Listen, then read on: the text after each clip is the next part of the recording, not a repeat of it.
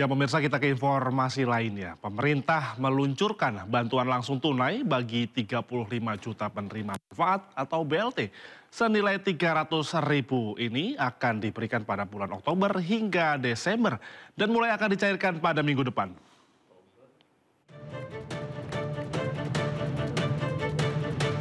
Menteri Koordinator Bidang Perekonomian Airlangga Hartarto mengumumkan stimulus ekonomi terbaru 2025.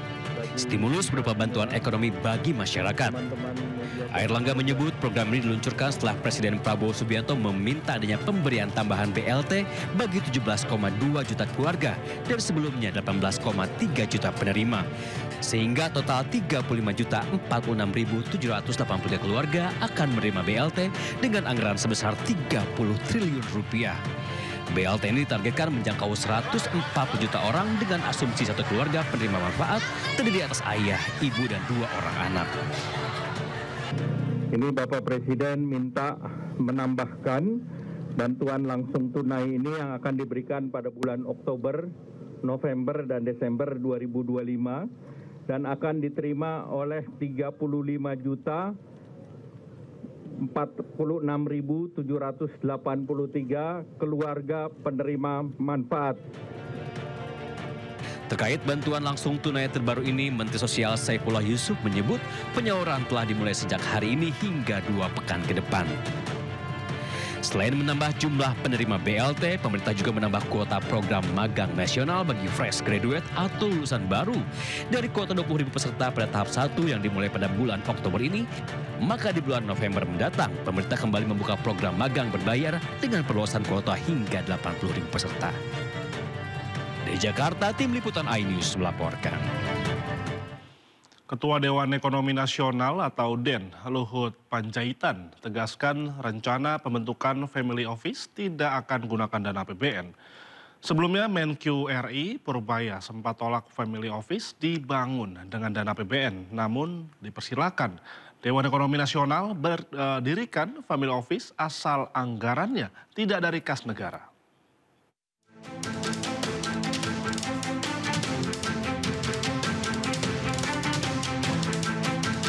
Ketua Dewan Ekonomi Nasional Luhut Binsar Panjaitan menegaskan tak masalah Family Office dibangun tanpa anggaran pendapatan dan belanja negara.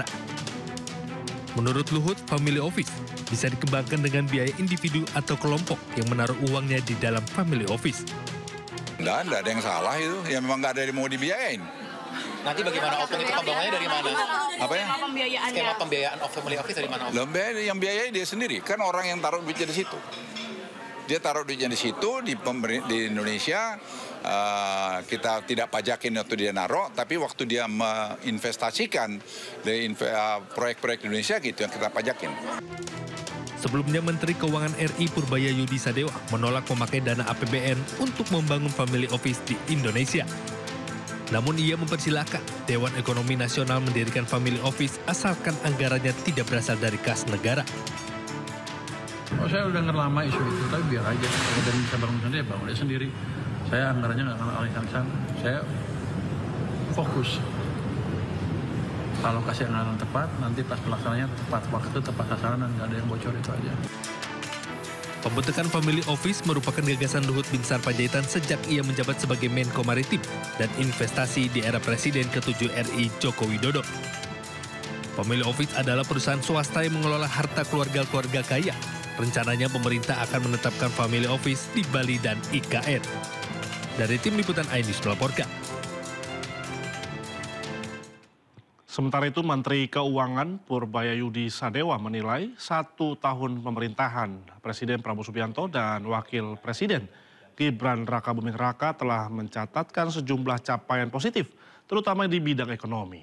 Indikator kesejahteraan masyarakat menunjukkan perbaikan di mana tingkat pengangguran tercatat turun menjadi 4,76% pada Februari 2025.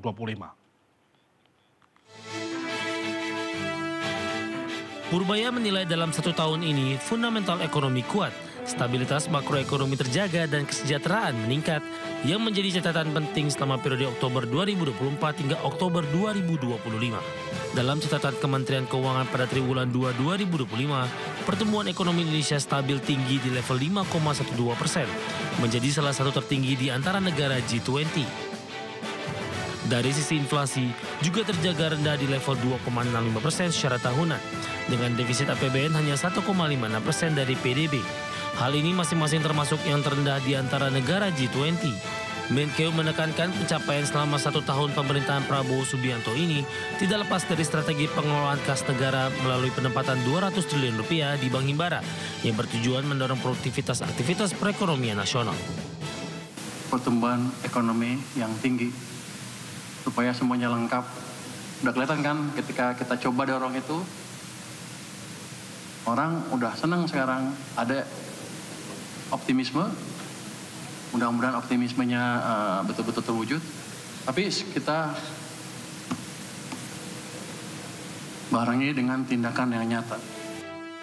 Sementara itu dari sisi perdagangan, Indonesia mencatatkan surplus neraca perdagangan selama 64 bulan berturut-turut, dengan pertumbuhan mencapai 45,8% sepanjang Januari hingga September 2025. Indikator kesejahteraan masyarakat juga menunjukkan perbaikan, di mana tingkat pengangguran turun menjadi 4,76% pada Februari 2025, terendah sejak krisis 1998. Sementara angka kemiskinan turun menjadi 8,47% pada Maret 2025, yang merupakan capaian terendah sepanjang sejarah. Menkeu Purbaya optimis kinerja perekonomian nasional akan terus membaik hingga akhir tahun 2025 ini.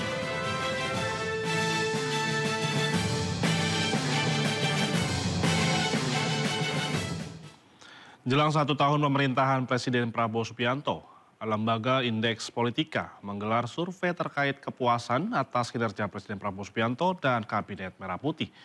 Hasilnya, 83,5% responden mengaku puas dengan kinerja Presiden Prabowo Subianto.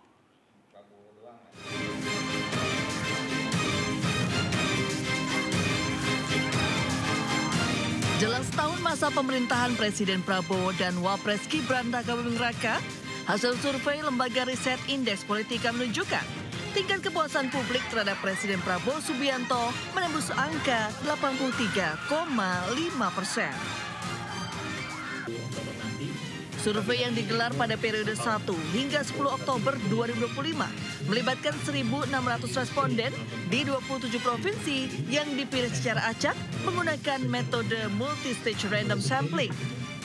Margin error kurang lebih 3% dengan tingkat kepercayaan 95%. Sebanyak 90,8% responden mengaku mengetahui aktivitas dan kebijakan Presiden Prabowo dari pemberitaan di media. Tingkat kepuasan cukup tinggi, masih cukup tinggi.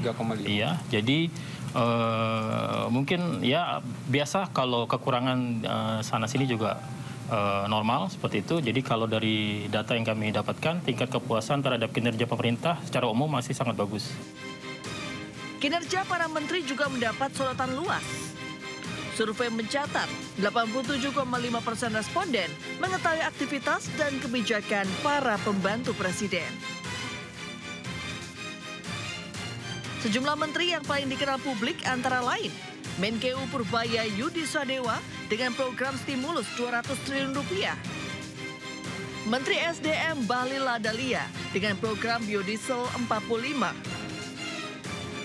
Serta Mentan Andi Amran Sulaiman dengan program swasembada beras. Dari Jakarta, Rani Sanjaya melaporkan.